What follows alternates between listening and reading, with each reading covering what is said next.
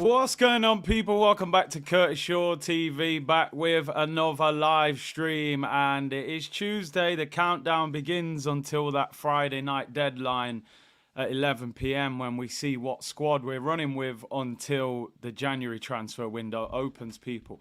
We will be live with Ben Jacobs today. He's going to be here in the next 10 minutes. So rather than wait for him and be 10 minutes late, we'll have 10 minutes before he gets here. Because when he comes on, I want to act all professional. So I'll be unprofessional until he comes on. But big up to everyone locked in. Hope you're well. And appreciate everyone who came on the member stream yesterday. Couple of things to talk about as well. I don't know. Some of the things I'm happy, some not so happy, people. So we're going to talk about that. I'm just sending him the link. Yeah, he'll be on in about 8 minutes' time. So keep your eyes peeled. And listen, I just hope he says something that we didn't already know. That's what I would like to hear. It's very difficult to get any exclusives, really, when it comes to getting these guys on. They're going to save those things for their own accounts. But listen, maybe he'll have a little whisper on something and we can get some news out of him. But some bits are happening today at Arsenal. Some things that are positive, but, a few things that are frustrating. So we'll see what happens. But listen, make sure you hit the like button. Subscribe if you haven't already. And let's get into it, people. What we got? 3 days? So what? Wednesday, Thursday, right? Yeah. 3.5 days, really, to get business done. And of course, I'm going to ask him about everyone that we've been linked with. Let me get a story out the way that I'm not happy with. Not all of you will be unhappy with this, but if you've been watching this channel, you know I'm not happy with this. And it's surrounding this man, Ivan Toney.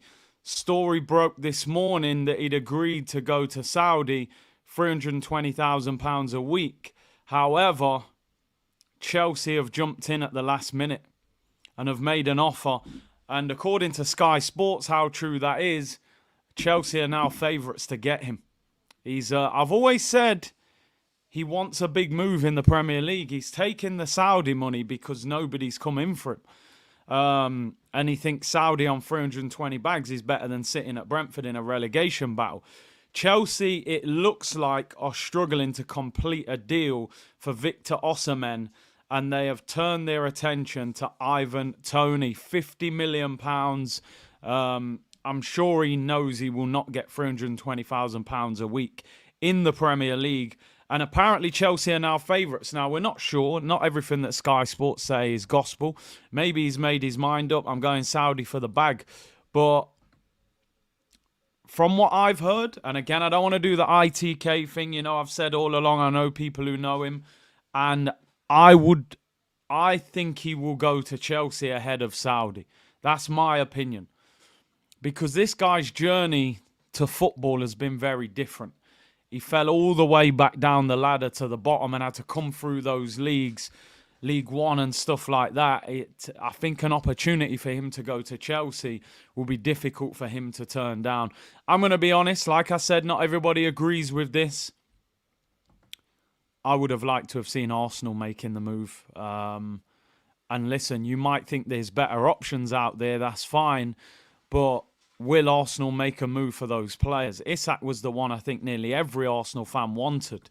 That deal hasn't materialised. And then you're looking at players like Gyökeres and Osimhen. Now, Osimhen could go back onto the market if Ivan Toney goes to Chelsea. Now, we know that the Saudi club had a £55 million offer accepted, for Victor Osimhen. So if Toney goes to Chelsea and Osimhen's available, do we then go for Victor Osimhen at a similar price as Ivan Toney? And you would think that Arsenal would prefer to sign Osimhen due to the age. We know they are 28's too old and this, that, the other. Even though they're about to buy Merino, who's 28, Victor Osimhen is only 25. Ivan Toney is 28. And obviously, you've still got Gyökeres, who is on the market, who is 26. So does it mean they go for them? I'm still in a situation where I'm concerned we're not going to go for any striker, but I hope we do go for somebody. Right, Ben is here now, so let's get him. Let's get him on. Let me put echo cancellation. Here he is, Ben. How are you? Hey, I'm good. Good to see you. How are things? Hey, good man. Good to have you on. Appreciate you giving up your time to come on. I know this is a very busy time for you, and your team, Leicester City, are back in the Premier League as well. So I'm sure you've got a little little skip in your step this season. But how's everything going? Your profile online is growing much bigger as well. Yeah, we've literally got a skip in our step because we signed Oliver Skip from Tottenham, although I can't Oh really yeah, be mentioning that on an Arsenal podcast. I'm worried for Leicester a little bit. We'll see whether we get a points deduction. They maybe are in that squad position where we're really good on paper as a top championship side, but I worry for us in the Premier League, but we shall see. But yeah, busy times, and let's see what the next few days bring. I think we've got a few big names still unresolved, so I'm excited to see what the end of the week and of course into September for that Saudi window yeah. brings. But either way, not much sleep, and stay tuned to those social platforms and to TalkSport as well. I'll bring you what I can. Bring us what you can. Do you know what, Ben? I brought you on here this week just because, as Arsenal fans, we just want hope, even if it's not going to happen. Just give us something that we can cling to. We've seen players going. It looks like Eddie's to Palace is pretty much over the line, bearing some paperwork. Obviously, Smith Rowe's gone. Merino's close. But we're all sitting there going, why have we not addressed the forward line in any way this summer? We went for Sesko, didn't seem to happen. We've been linked with Nico Williams, Ademola Lookman. From your point of view, have you heard anything that Arsenal could possibly move for a winger or striker of some sort this week?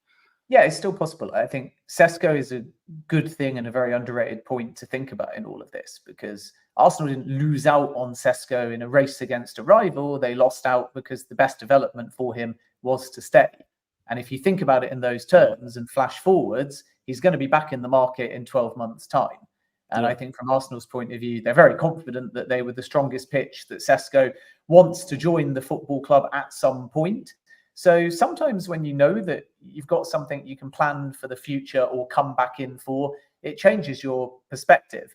Obviously, on paper right now, the upside is that there's a lot of strength, there's a lot of momentum, there's a lot of continuity. And in addition to that, Arsenal have been very good in winning their first two games. The downside is that we felt they've needed that more traditional focal point kind of striker for quite some time, and they haven't got one. And it's sort of weird, isn't it, that you have a big window where the likes of Havertz, who can, of course, lead the line, and Timber and Rice arrive, and Chelsea have had big windows where all manner of people have arrived, and yet both teams haven't yet found that out-and-out striker that you can sort of bet your mortgage on getting 15 goals, playing every week. The best way I describe it now, which shows how times have changed, is that automatic pick in your fantasy team that you know is always just going to get you points, always going to play, always going to start. But it's not necessarily how Mikel Arteta plays, because of the fluidity and the versatility and the fact there's lots of players, including midfielders, that can get into that focal point of false nine or advanced 10 or out and out striker. And this is why we have to kind of wait and see.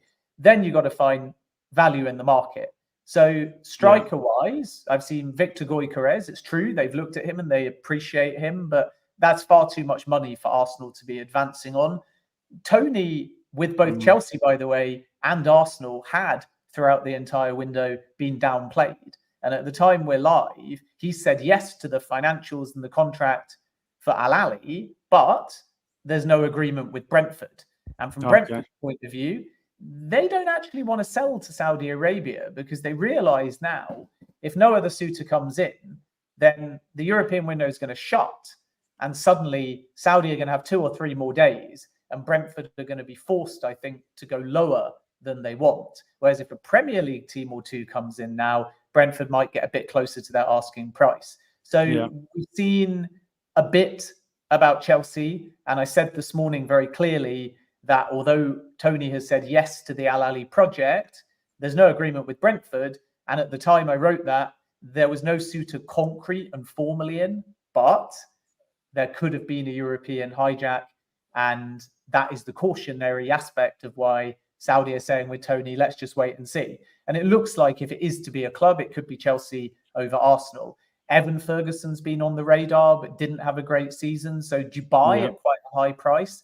just to add to your depth if it's not the right fit. Santi Jimenez, who Nottingham Forest are still trying for, is another one who has been on the radar of Arsenal. So there's options, but I don't actually think they're as desperate as the fan base are to get something over the line unless it's right for the football club. No panic buy. And if they have to wait 12 months and then come back in for Sesko or explore the market in January, then they will. The winger's more interesting for me because they had that kind of position higher up on their radar. And actually, I was always told it was less about finding a Nico Williams, although concrete Arsenal interest, they just don't think it's going to be possible in this window.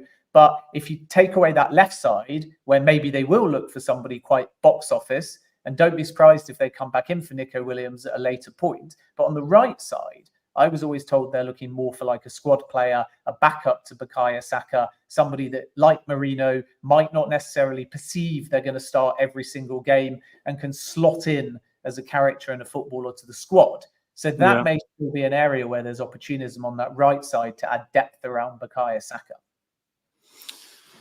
I mean, Ben, I appreciate you coming on. I know you're only on for half an hour, so I'm keen to go for a lot of names.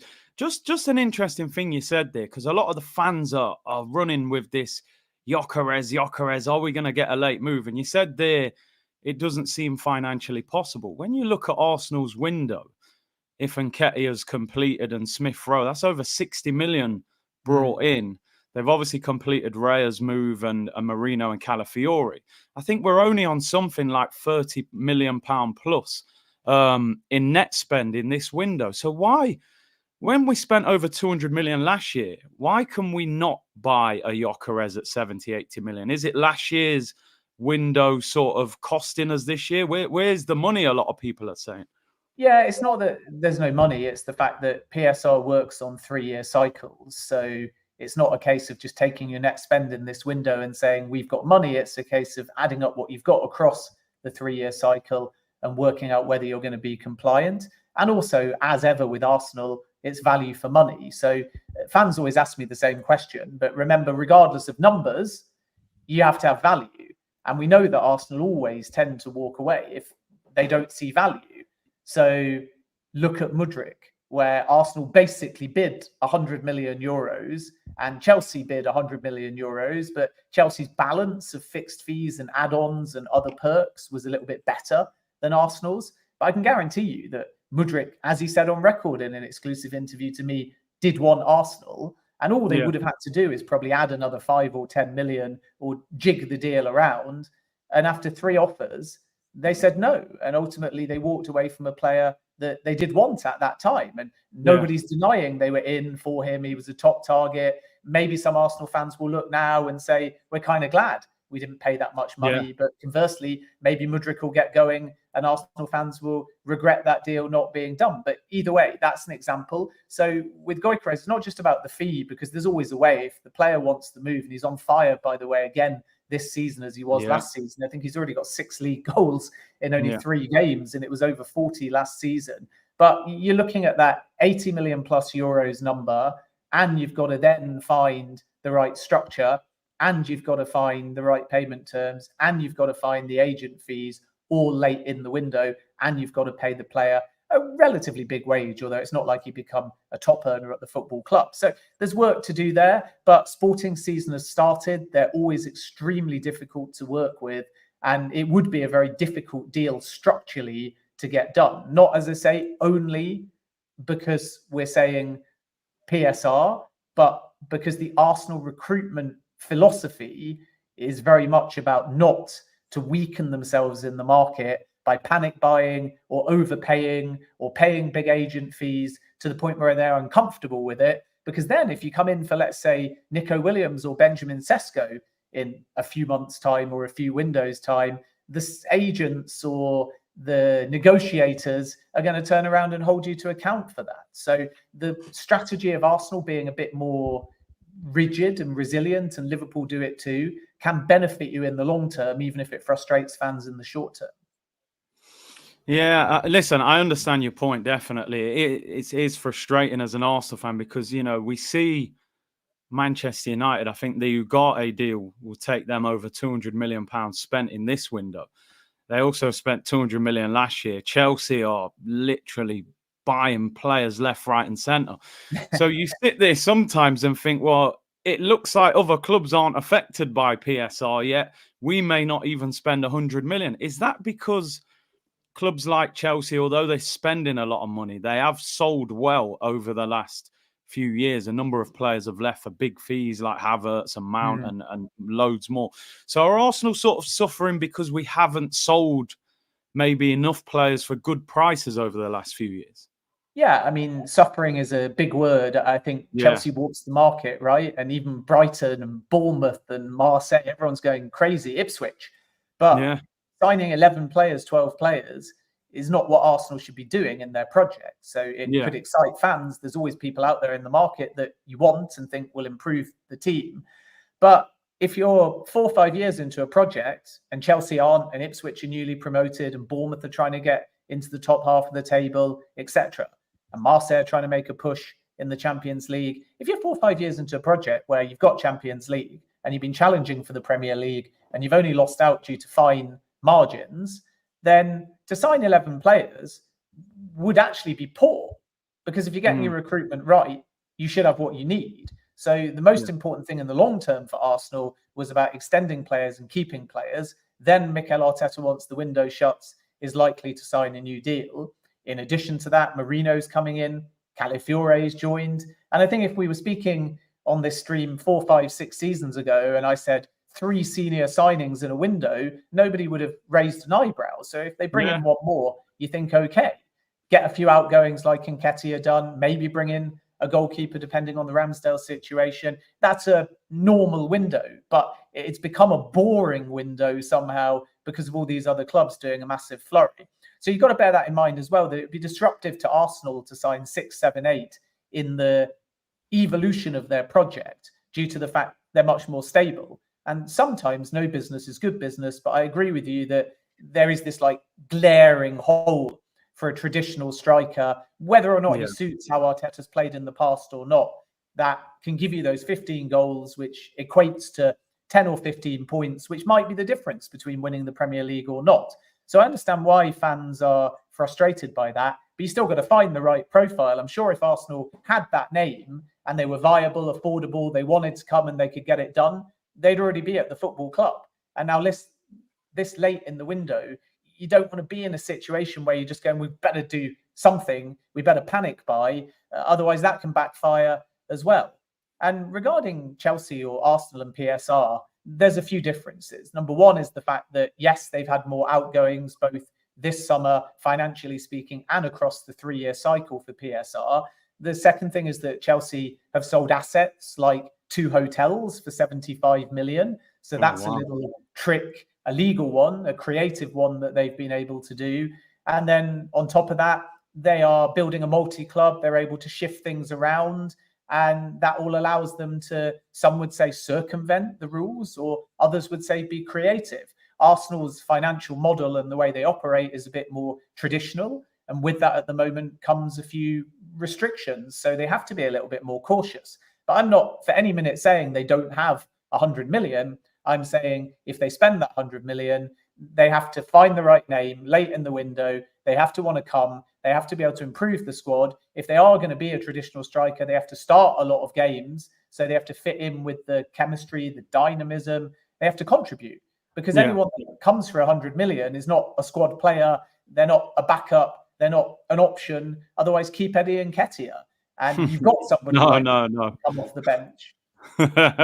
No, listen, I get your point. I think where some of the frustration has come from this year, and listen, as fans, probably unless you're a Man City fan, you're never satisfied with the business of the club. I think as Arsenal fans this year, we weren't looking for numbers as such. I don't think we need 7 or 8 new players. I think the feeling was we need a centre midfielder, which they're going to get with Merino. But I think the striker and the winger, because Saka last year looked burnt out at times, and he obviously didn't trust Reece Nelson. He only started 2 games.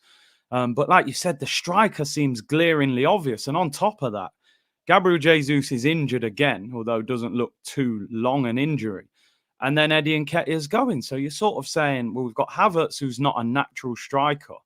We've got an injury-prone Gabriel Jesus and not a lot else. And when you compare that to Haaland, who is an absolute machine, and then you go in the Champions League, and Mbappe and Kane and all these guys, you think it felt to me that the striker should have been the number one priority this summer. And it's just surprising we haven't addressed it. And they felt like there was options with Osimhen's and Toney's and Gyökeres, and it felt like we could have made a move somewhere. Yeah, and who's to say they won't?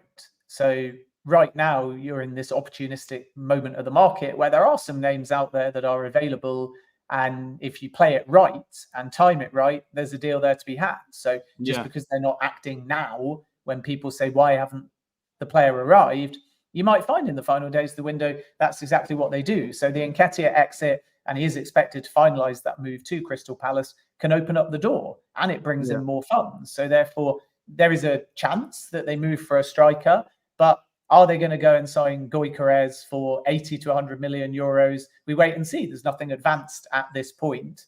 And with him, they also have to understand whether the numbers are going to translate to the Premier League anyway, because remember, his goals in England were at championship level for Coventry when he was younger in his career, but still in his early 20s. He wasn't getting game time in the Premier League for Brighton. So sometimes there's a reason why not just Arsenal, but other clubs haven't come in for these players. And it's really easy to have your mind fixed on one name like Gyökeres. But look at Gyökeres. Who else has made an offer for him in the last 3 months? That's probably quite telling. Jonathan David. Who else has made an offer for him in the last 3 months? And he's available at 25 million. Nobody yet in a formal sense. What about Ivan Toney? Still waiting to resolve his future at the end of the window. Victor Osimhen. It's only PSG that have made a concrete offer up until a few days ago when Al Ahly entered the race. So there's a sort of irony in football where you want a nice, smooth, clear run to the player you like. And it was good with Declan Rice, because even though City came in, everyone knew he wanted Arsenal. So it was a lot smoother. They just had to meet the valuation. But generally, there's an alarm bell if you're a top club and there's not another player in. So Nico Williams is the right kind of thing where if you can get him, great. But it's reassuring that everyone under the sun wants Nico Williams. But if you look to Gyökeres at 85 to 100 million and there's no one else bidding, part of you goes, wait a minute, there must be something that the industry knows about this player, which is either they don't think he can translate to elite Premier League level at 15 plus goals a season regularly for the next 4 or 5 years, or alternatively, everyone in the industry just realizes that the price is far too high. And the last thing you want to do is waste your time this late in the window. Yeah, no, I agree. I mean, it looked as if Osimhen was going to Chelsea. There's been a lot of talk about Osimhen and obviously Lukaku going the other way. They're now, from what we're seeing, possibly looking at Ivan Toney. But the offer that I believe was accepted from Saudi was 65 million for Osimhen from Napoli. I believe that's correct. That's what was reported. So they were saying earlier in the window, 100 million release clause or nothing. And it looks like Napoli have maybe reduced that price a lot towards the end of the window. If what I'm trying to say is, if an opportunity presented itself to Arsenal late in this window for maybe a striker or somebody that they like, do you believe they could do it financially if it was somebody that they felt was right? Yeah, and also they would find the structure late in the window. It's the advantage of being a club like Arsenal as well. If you lock on the target and they want to join, you're in a strong position late in the window, especially if you meet a club that actually do want to sell or feel it's their only opportunity. And Toney's a good example of that. It's a funny one with Toney because many Premier League clubs have denied for months that they're going to come in. But part of that was, again, Brentford earlier in the window or before the window, even Thomas Frank said it publicly, saying he's a £100 million player. And now he might go for under 50 million. So you have to relook at that opportunity and say, is it actually worth our interest? With Victor Osimhen, the price has also dropped. And make no mistake, Napoli want to sell. So this idea that the window could shut, Osimhen's still a Napoli player, and everyone would find a way past it is not true to my understanding, because the wages that Osimhen got at Napoli when he extended his contract were so high for Napoli, they can't be affording that for another season, and they've already signed, subject to a medical, Romelu Lukaku. So Napoli are desperate for Osimhen to leave, And the fact that the Al Ahly bid at 65 million got put out there tells you that either the numbers dropped or the structure's changed. And suspiciously, 65 million is half the release clause.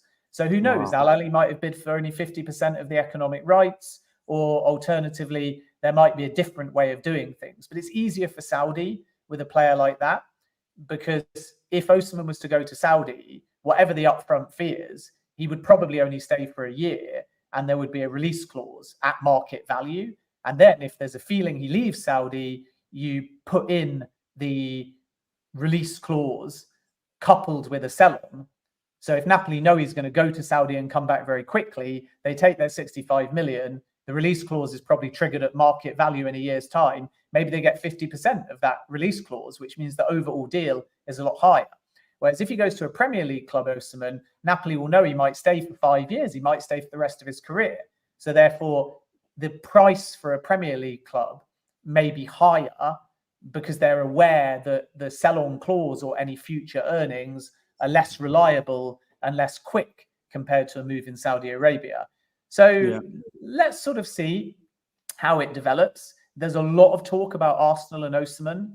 There's a lot of talk about Arsenal and strikers. And we can't categorically rule Arsenal out of Osimhen, but for many, many months, sources have downplayed the move. So if something develops, it will largely be down to the fact that the agent fees, the overall price, and the Osimhen wages have all dropped because Napoli become desperate and Osimhen becomes desperate. And you'd be nuts if you're Arsenal not to monitor that, even if they've downplayed Osimhen for the last few months. You'd be crazy not to reassess a deal if it becomes too good not to progress with. So you feel, just finally rounding up the striker situation, from what you've heard, have you heard more links for Arsenal towards Osimhen or towards Gyökeres? I'm not saying any of them will happen, but... Well, I mean, I've heard more towards late movement on Osimhen from multiple clubs. And I know that Arsenal are monitoring that. But I don't want to get Arsenal fans so excited that they think they're suddenly going to make a bid. But they have been across this, because if the price and wage and agent fees become viable, then Arsenal will be in that conversation. But at the moment, we don't know whether those terms that Saudi are negotiating are in any way applicable and translatable to Premier League clubs. And look at Nketiah. Marseille could have had Nketiah with a loan obligation, 30 million euros. But for Palace, it's 30 million pounds. So that's an example again of how sometimes to a rival or a European suitor, the terms are different. With Gyökeres, I'm not aware of any late Arsenal movement or bid at this stage. But as FB says, there's a release clause, but that's probably too high for Arsenal. They'd be looking to go under that release clause if they were to move. And, you know, this late in the window, it just sort of strikes me, Arsenal to go and drop 100 odd million euros or somewhere in that region. It's not very Arsenal-like. And if they wanted to do that and they did it in the last 48 hours of the window, that would be very out of character. I'm not saying it's impossible, but it would be very out of character. Whereas to swoop in late on an Osimhen type deal, if what was 120 million euros becomes 65 million euros and what was 250,000 pounds a week becomes under 200,000 a week because the player's desperate for a move, that kind of deal, or even a Toney kind of deal, two names, as I say, that Arsenal have always disconnected themselves from, but those kind of deals are at least market value. And I still think if Arsenal do bring in a late striker, whoever that may be, they'll go more down the market value route. And that probably takes Victor Gyökeres out of the equation, unless they do something extremely uncharacteristic. Okay, yeah, fair enough. I appreciate the explanation. Big up everyone locked in. Over 3,200 of you tuned in. Hit the like button. I know Ben has got a lot on today, so we're just going to try and shoot through everything. Just quickly, when it comes to wingers, a few links have popped up. This Ademola Lookman one's come out of nowhere. I know Sky Bet suspended the betting, and then I think they've opened it up again. That's kind of come from nowhere. Have you heard anything about Ademola Lookman to Arsenal? Yeah, they actually did make an inquiry on the terms, but nothing more than that to my knowledge. It's PSG that are really pushing for Lookman. And unfortunately for Arsenal, Lookman wants to go to PSG as well. But Atlanta are very firm. They don't want to sell. So again, it's all very well saying go and try for things, but you don't want to be wasting your time this late in the window. And I think with Nico Williams and with Ademola Lookman, Arsenal feel that they're essentially both a waste of time. Williams because the overall cost, and Lookman because both Atlanta don't want to sell. And if he does go, the likelihood that it will be PSG that are moving. So this is the interesting thing about the merry-go-round, even though they're not like for like profiles. Yeah. PSG are much more likely at this stage to go for Lookman, even though we hear a lot about a late bid for Victor Osimhen. And again, they've tried their luck with Osimhen. They've agreed terms, PSG, with Osimhen, but they weren't prepared to go higher than 75 million euros, including add-ons. Now, if the price is genuinely 65 million euros 6 weeks on, let's see. But PSG sources for now are saying they've not made a bid for Osimhen. They're not planning on making a bid for Victor Osimhen. And actually, Lookman and PSG has a little bit more substance. And talking a bit more broadly about these wide players. Yeah. As I said earlier, long-term plan, find a box office left-sided wide player, winger, forward, creative-minded midfielder, or someone like Rafinha, that can play on both sides, but he still doesn't want to leave Barcelona. Then the more pressing or short-term priority where you've got a bit more flexibility and you might do something a bit older or a bit different or a bit short-termist, find a backup to Bukayo Saka to ease the burden and someone that will slot in without kicking up a fuss if they're not playing every week. And they're tough to find, that kind of player. But if the right opportunity presents itself, I can see them moving for a right-sided squad player that can come in and compete with Saka and under certain circumstances take minutes away from him to keep him fresh for what might be a very long season. Yeah, just another name that a lot of people are talking about is Adingra from Brighton. A few links there, lively player. Have you heard anything about that? Very lively player and somebody that I've seen a lot. And I think when Arsenal have scouted him, not that scouting means a massive amount, but when they've looked at him, what they love is how he presses, not just opponents, but presses into space as well. And as I said before, he plays on both sides. So ticks a lot of boxes in terms of the profile. Challenge is just the fact that not only do Brighton rate him very highly, but I'm told they'd be looking for in excess of £55 million. So I don't think that this one has legs in the final days of the window, but I can confirm that Arsenal like the player. And a bit like Evan Ferguson, it might be one for the future. I'd be surprised if in the final few days of the window, they drop in excess of £55 million on Adingra, only because there's that irony, isn't there, that if you're going to pay that kind of fee, it probably prices you out of the market in buying a traditional striker. So if you've got that kind of money, then you drop it on your traditional striker. And then unless Brighton were prepared to do like a loan with an obligation, a David Raya type structure, then Simon Adingra might be quite difficult to get done. Do you know what it is? I think last year, our spirits were lifted with spending 100 million on Rice, 65 on Havertz, although the fan base were not happy with that deal at the start. It has improved. And I think we just thought, we've had a good title challenge. We go again and we see similar numbers. So this year, we were like, we're expecting us to go big again. So I think that's where the frustration has sort of come from. But I do get your point. But you just think if we were to not win the title this year, I think a lot of fans would sit there and think, did the club do enough in the summer window to actually bridge that gap to Manchester City? Yeah, I mean, luckily Manchester City have sort of helped in some ways because right now they've got a bit less depth themselves. Let's see what they do in the final few days of the window. But don't underestimate losing Julian Alvarez because he can cover or play instead of Haaland and cover or play instead of Kevin De Bruyne. And that versatility will be missed. Then at the same time, you have to say that Man City and Liverpool and Arsenal always go in waves. So just because you have one big window, it's not Football Manager. You buy in waves and then you have a lull and then you buy in waves again. This isn't most clubs anyway, Chelsea-like, where every single window is 300 plus million.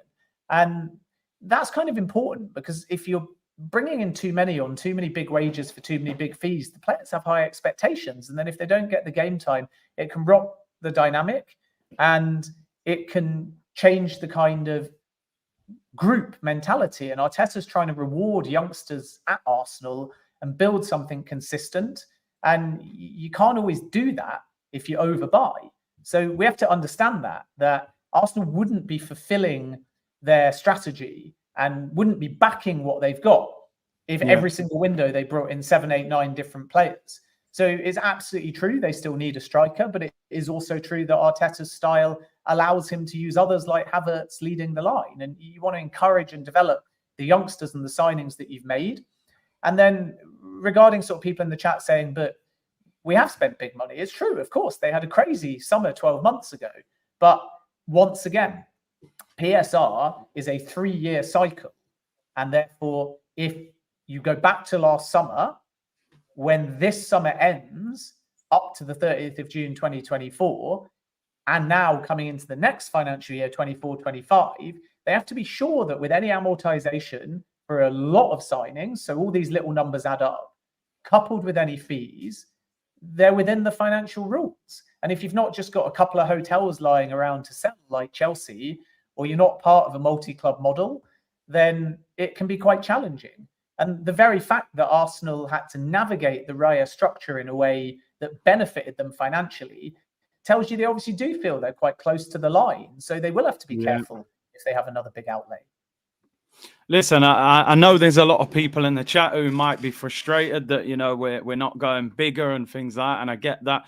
But I think what he's saying makes a lot of sense. Ben, I know you've got to go. You're very busy. I really appreciate you giving up your time and coming on.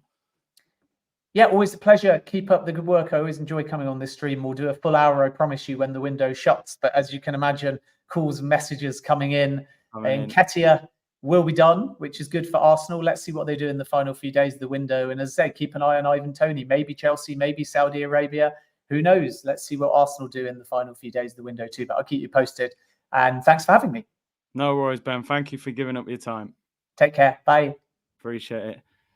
Yes, big up to Ben for coming on. And listen, I know I see a lot of the comments and I get the frustration. I'm sitting there watching him and I'm like, oh man, don't say that. I'm feeling the same as everyone. But the reality is, whether we like it or not, and it shouldn't be like this, we have to look at certain things. The fact that we didn't buy David Raya on a permanent deal at the end of last summer, and the fact that they're saying we couldn't sign Mohamed Kudus at the end of the transfer window because we didn't have the money, it tells you that financially something's not right at Arsenal. Like I said, Calafiori was only announced once Smith Rowe left.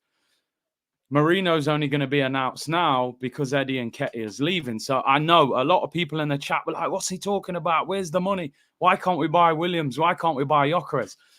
For whatever reason, financially, something is not right. And if you look over the last few years, Arsenal have not sold well enough. Chelsea sold Havertz 65 million. They sold Mason Mount for 50 million. They sold, you know, Mendy went to Saudi. Koulibaly went to Saudi. It's annoying. I was sitting there just leaning back in the chair like, I don't want to hear this. You know what I mean? I appreciate Ben coming on, but he ain't going to come on and lie to us, you know? So, and I know a lot of you will be saying it sounds like PR, but it's not. It's the reality. You can see by the actions of the club that we're not in the same financial position we were in last year. We bought Rice for 105 million. We haven't bought a player for above 40 million in this window. So, listen, I'm just hoping that once Eddie goes and they can find some. He said, listen, keep your eye out for Osimhen. If Toney goes to Chelsea, Osimhen's available. Looks as if Napoli can't keep Osimhen because they've signed Lukaku and given him massive wages. So we just hope that something happens maybe on Victor Osimhen. But I'm with a lot of you in the chat. Like, when I'm hearing it, I find it hard to believe because I'm like, nah. That can't be the case, man. They made 100 million from Champions League money. They sell out the Emirates every single week. You can't tell me that we can't afford Nico Williams at 50 million when, you know, Forest are buying players for 35 million. But listen, we will see. Ben comes on here. He gives his opinions. He tells us what he knows. We're not saying that everything he says is completely factual with Arsenal. They don't tell the media, everything that's happening. So all we can do is wait and see. All we can do is wait and see. But listen, big up to everyone locked in. I'm gonna carry on for a little bit longer. We got a few stories. Carl said, move Martinelli to backup 9, get a left winger. Chiesa's in talks with Liverpool, £12 million. Tay said, appreciate the guest, Big C. Nah, man. Big 3 days, be excited. Fitz says, Ben would fit right in on the Arsenal board. I hear you. David said, see, why don't we even have Arsenal hotels to sell? It's like Monopoly, innit? Get some hotels and sell them. Sam said, see, Arsenal are simply collateral for Kroenke's loan facilities. Future revenues have already been mortgaged. That's the only explanation to not spend. Listen, I told you people, I'm calm. I'm enjoying my summer. I know what to expect of Arsenal. If we get to 11:01 p.m. on Friday night and we haven't signed an attacking player, the mood and the conversation and the headlines will change instantly on this channel. That's where I'm at. Things can still change. So until that point, I'm keeping calm, people. But you come back and check me at 11:01 p.m. on Friday night. We will be having a different conversation if we have not addressed things. Because first of all, as I keep saying, how were we trying to sign Sesko for £55 million, right? If we didn't want a striker? We clearly did want a striker. So why has that changed all of a sudden? So as I said, I'm calm, people. Enjoy your week. Relax. Summertime. You know what I mean? 11:01 p.m. Friday night. We will have some honest and open conversation about this football club.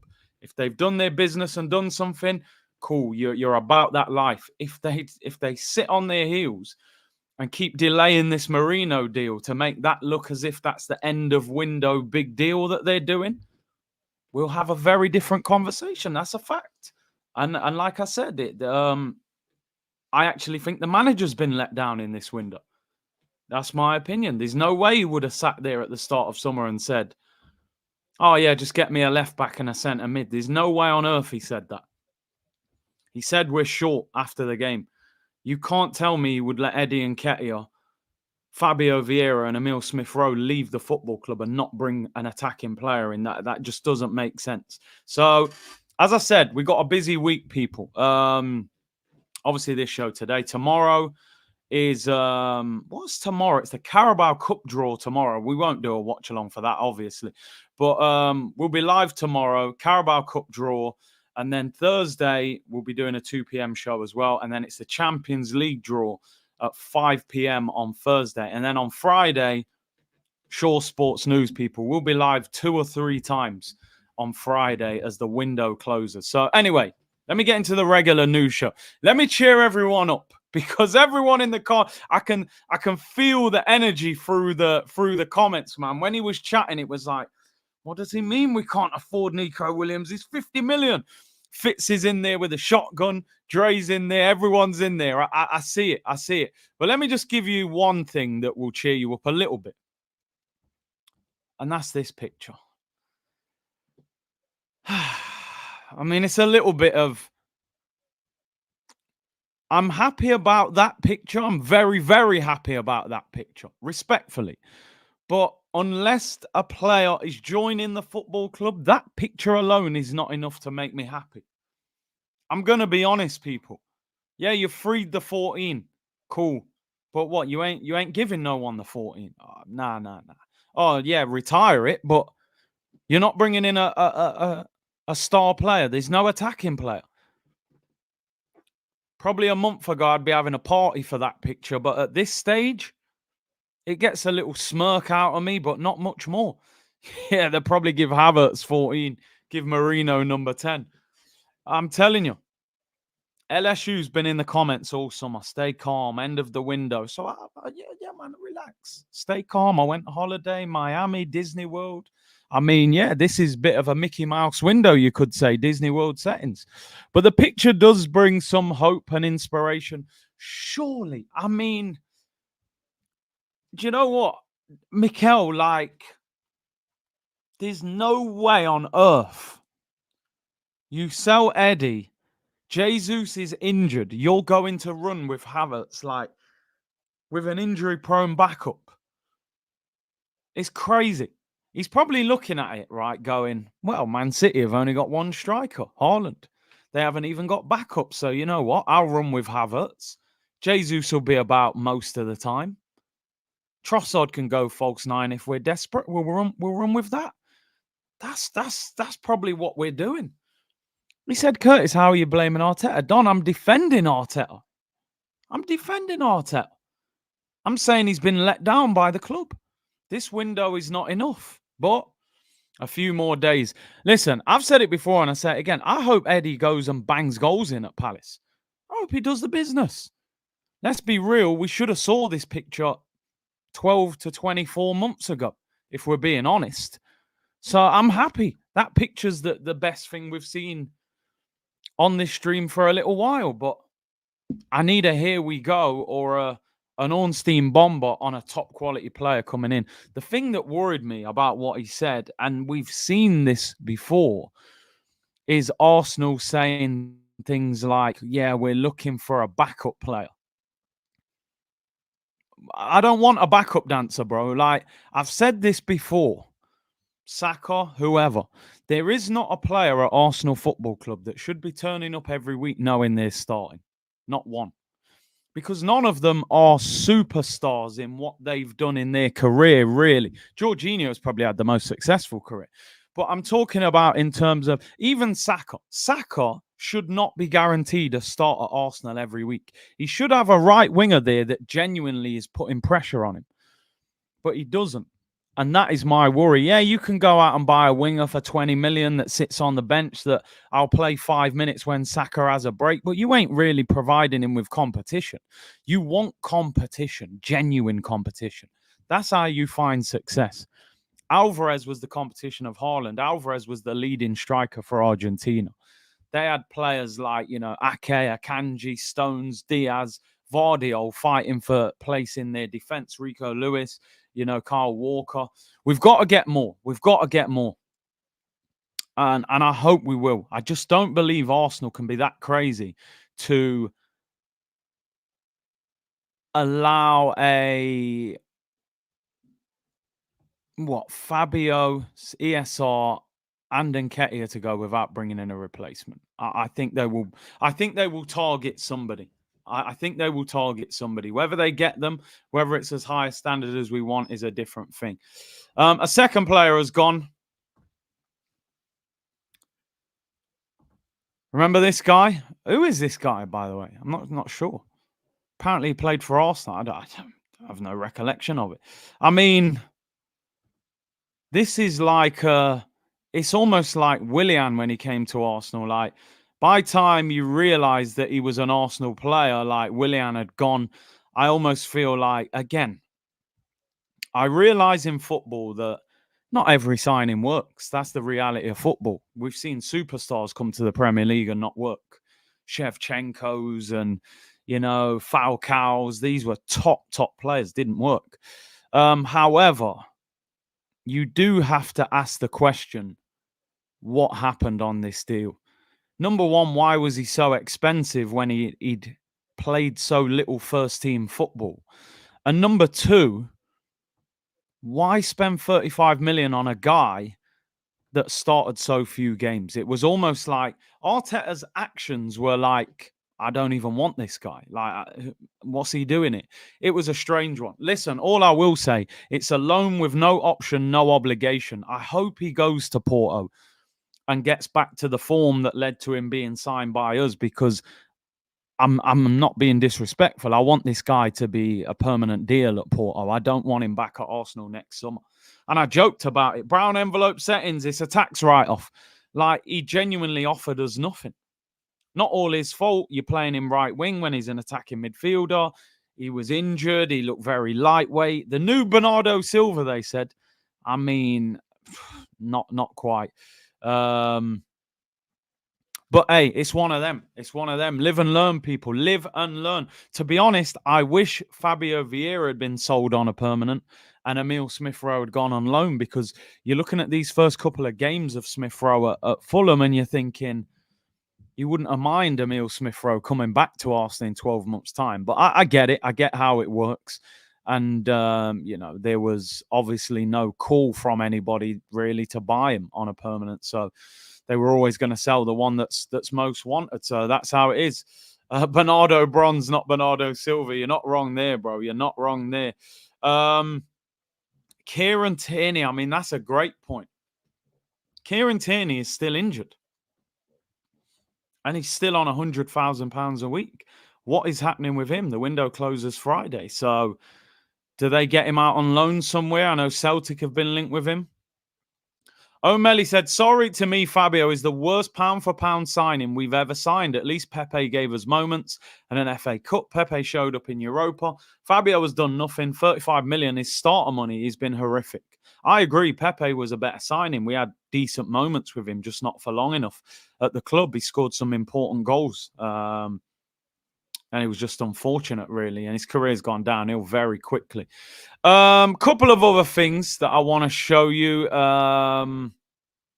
before we start to round up. And we've got great numbers, 3.5K in the chat. Apparently, Mikel Merino has now signed a 4-year contract to Arsenal. That's according to Fabrizio Romano on Sky Sports. They're saying that his medical has been completed. Arsenal are just dragging out the announcement. I would expect this deal to be announced today. Usually Arsenal announce deals between like 4 and 6 p.m.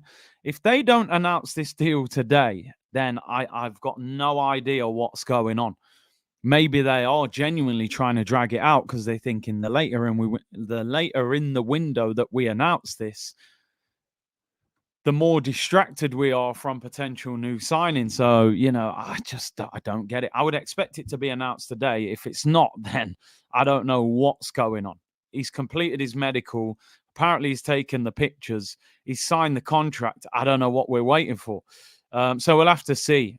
Like I said, they've squeezed all of the excitement out of this deal. By the time this deal gets announced, I don't think we'll even be celebrating it. But hopefully, it is announced today. Yeah, one day it will probably be Eddie Nketiah joins Palace. The next day, Merino joins Arsenal. Then the window closes. They'll put out a story saying we tried to sign somebody and that'll be it. Nah, I hope I'm wrong. I really hope I'm wrong. Belated big up Curtis, big up community. I blame the Cronkays for not getting a better manager than Wenger. That's why we don't have the major trophies. All we have is Arteta, Edu, Dog, win the Dog, and Dross. It's crazy. The matchday squad on Saturday. Somebody just said, what was that? Matchday squad on Saturday will be interesting. Oh, bro. Do you know what I mean? Tierney, what happens with him if we don't get him out? What happens with if we don't bring a striker in or an attacking player? That we're going to be short, desperately short. We said the squad on Saturday against Villa wasn't good enough. We've now got rid of Fabio and Eddie. It will be even weaker. And it was frustrating that we were talking about January there because we know we don't do a lot of business in January. Nando said, Big C, you think maybe Arsenal plan to spend big in January? When's the last time Arsenal spent big in January? To be honest, it was the year we signed Aubameyang in January, and that was because Sanchez left, and that was under Arsene Wenger. That was because Sanchez had gone to United. Wenger knew that the fans were going crazy, and he got Aubameyang. When's the last January Arsenal went big? We don't go big in January, so that might be the story that they try and filter out if we don't. Oh, we're planning a big January. I will not buy into that story. Yanni said, I'm still questionable Martinelli performance. Yeah, Martinelli was a warrior on the weekend. Make sure you up the likes, people. Get the likes up. 3,500 of you in the chat. This story was put out a few days ago. So it's probably recycled, but people are breaking it at the moment again. And we'll just get back into it because it seems to have come out again. But Jordan Davis, who writes for The Athletic and for The Sun, has said Arsenal are hoping to launch a late surge for a forward this week after a busy week in the transfer window. Now, what I'm hoping is that Arsenal are now in a situation where this week you're talking about Fabio Vieira, who was 70 grand a week, and you're talking about Eddie Nketiah, who was 100 grand a week, both leaving the football club, one on loan, one on a permanent, 30 million coming in. I would expect one or two more to leave this week, whether that's Nelson, Ramsdale, or maybe Jakob Kivior. More wages, maybe a little bit more money. You would hope that by getting these deals done, it then opens the door for them to say, look, after Merino joins, we can get one more. I tweeted earlier, Arsenal are 3 players short of what they need. We need a striker. There's no doubt about it. We need a right winger to challenge Saka. And we need a creative midfielder, because if Odegaard gets injured, we don't have a creative midfielder apart from Nwaneri, who's a 17-year-old who hasn't played at this level consistently. Now, I think we could get away with the striker and the creative midfielder because you could use Jesus as the right winger, which I think he could do all right there as a backup player. So you can get away with 2. At the moment, I'm thinking we probably only get 1. Now, the 1, to me, can't be, as people are saying, and as Ben said, a cheap right winger that sits on the bench in case Saka needs a rest. That's not going to be enough. They need, if they're only going to sign 1, it needs to be a marquee signing. I'm being realistic. It's not that I think 1 is enough, but if it is 1, it needs to be blockbuster. And I ain't talking about, the old place we used to rent our records, our movies on a Friday night. It needs to be a blockbuster signing, whether that's on Osimhen, whether that is a Nico Williams, whether that is a Eze. It needs to be somebody that you say, he takes the level of this team up. He takes it up. Not a guy that we're going to bring and sit on the bench and you're a little bit better than Nelson, but effectively you're hardly going to kick a ball. So that's where I'm at with Arsenal. Let's hope. Let's hope. But yeah, this was put out a couple of weeks ago, so maybe they're just recycling it. Marcus said it has to be a striker. Toney, I mean, listen, from what we're reading there and from what we heard from Ben, it does make sense. They gave Osimhen a new contract. They can't afford it next year because they've missed out on Champions League football. They've then signed Romelu Lukaku on big wages. There's no way Napoli can maintain Osimhen and Lukaku at the same club with those wages, which is why they accepted nearly half of his release clause from Saudi. Osimhen said he doesn't want to go, but Chelsea are now going for Ivan Toney, which means he then becomes available. Now, he might go to Saudi if he has no other offers. I don't want to be at Napoli. Napoli don't want me. I'll go and get $500,000 a week in Saudi. But surely that opens the door for Arsenal to go for Osimhen. And Ben was saying there, despite the fact that a lot of Arsenal fans are saying, let's get Gyökeres, he's saying that Arsenal, from what he has heard, have been linked more to Osimhen rather than Gyökeres. We know that Osimhen's agent came to the Arsenal training ground last summer and met with Edu. There is a connection there. So let's see how that one develops and if anything does develop on that one. And yeah, that's that, people. To be honest, it's not the busiest of day outside of that. Big up to everyone who tuned in today. Have I missed any super chats? Retro said, hear me out, Reece Nelson at centre forward. Bro, honestly, if I wasn't ending the stream in the next minute, that would be a 3-minute timeout. I appreciate the super chat, but we'll be in a relegation battle, mate, if you think Reece Nelson can go up front. And Owen said, very nervous, Big C. Don't forget teams are submitting their Champions League squads on the 3rd of December. We need to see a striker on that list. Unfortunately, bro, it feels like the striker you're going to see is Kai Havertz, people. But listen, you never know. I did read your super chat on Martinelli, Cole. I did read it. If I did miss another one, then my apologies, but I did read one.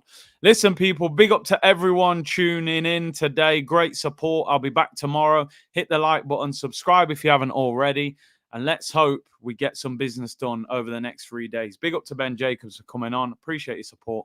See you all tomorrow, people. Bless.